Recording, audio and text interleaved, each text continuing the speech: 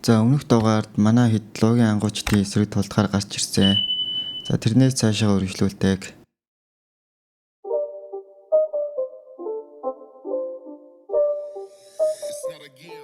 Дайсны хараа сандарсан сэлмийн багш өгөө зөөж ядна тамны хэцүүдлээ шүү. Боосо эднэр чинь балиар хүчтэй шийснүүд байжтэй гэв. Лим боос өлөн өдөр эргүйж тариулж харлаа. Яалтчгүй дайснууд цөмөөрөөл мангас шиг хүчтэй байлаа. 8142 8097 9270 гээд юу нь явдаг яс цаашаа хүчтэй байгаа юм чин. Бор сахалтай ир шуналтаа нарахгүй инээд алтаад эдгээр гоблинуудыг хүүс тэмтрээд нуугдсан луунуудыг олох талаар бодож байлаа. Харин дүрдээ орсон эрднэхүү амаа томоор ангааж байгаад өмнөх тооцоогоо бодноо хүүрий чин шиднэ гэсээр чалчиж өгдөг. Басаа суух гэдгээ мэдэхгүй мань хүнийг томорноо. Лим босс таймнаар юу луу илээ. Хооми тийм байх ёсгүй штэ. Юу гэж тэгээл өмхий гоблинуудтай луунаар хамтарч байдаг юм бэ гэж хэлдэг. Наад эрдэнэ чинь чамайг тархитаад байгаа юм биш үү гэсээр стон нэрээ шургаж гардаг. Уур нь хурж хөлс баасан цовсон сахалтай ир эрдэнэ даргаыг заамдж аваад чим үү надаар даапалаад байна уу? Би энд ирэх гэж олон хоног туулсан. Чим үү надад тудлаа ирсэн биш үү гэд гараа далаахад айсан эрдэнэ гацаж барина. Наад гоблина алаач наа чи явдаг яс гэгээ өвгөн Вероникэ гээд бүх топ түвшний мангасуудыг залгисан гоблин штэ. Та чинь согтуу байгаа мó гэж хэлв. Уур нь улам хүрсэн сахалтай ир түүнийг нүүрэн дээр нь хамраа наах шахам ойртоод ингэж хэлдэг. Гэгээ өвгөн Вероника явдаг яс юу гэж тэгээл ганц муу гоблин ялагдаж байд юм бэ. Миний эзэн ганц нүдэд догшин чоныг доромжлоод байна уу чи.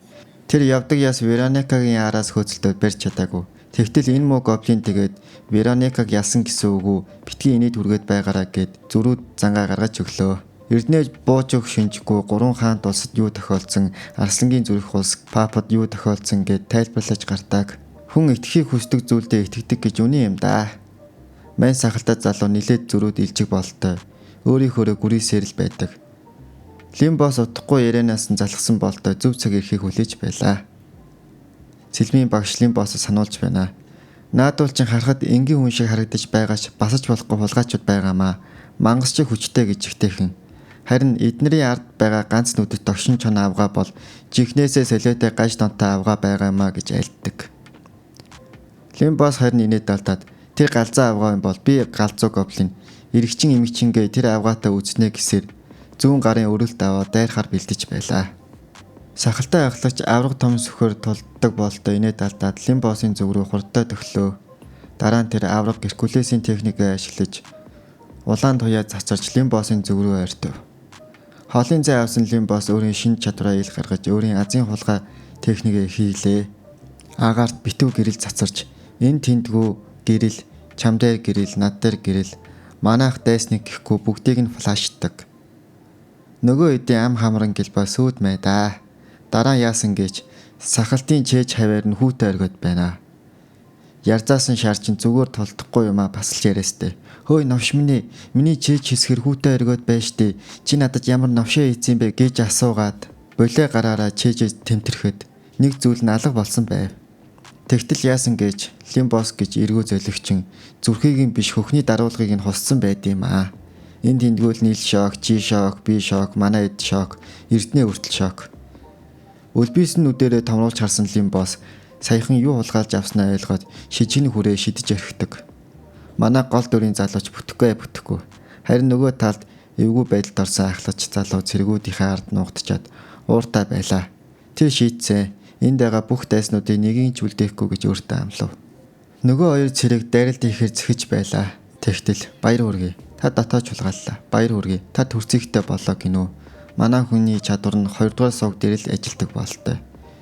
Тэр энийг харж байгаа өстэй. Би Лим боссын оронд байсан бол аль хэдийн бөөлжөгч байлаа. Нөгөө хэдэн цэрэг салтаа самаа бариад бүгдээрээ л гомо болтой. Энэ даргын өгсөн дотоож энэ чиний бэлгэсэн төрцийг гэсээр орилж гарлаа. Яасан ч завхарсан цэргүүд вэ. Нүд нь улаанаараа эргэлдсэн ахлаж эндээс нэг ч амтай голтой хүн үлдээхгүйгээ шийдэж аваад Лим боссын зүг рүү хурдтай дайралт хийв.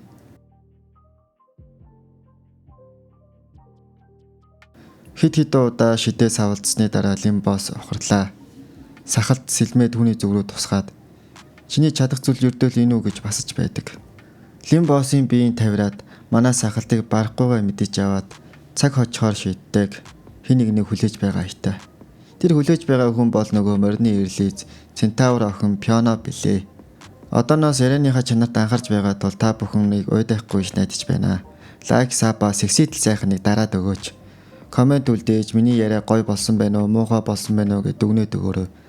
5k лайк хүрвэл гоё болсон гэж ойлгоноо.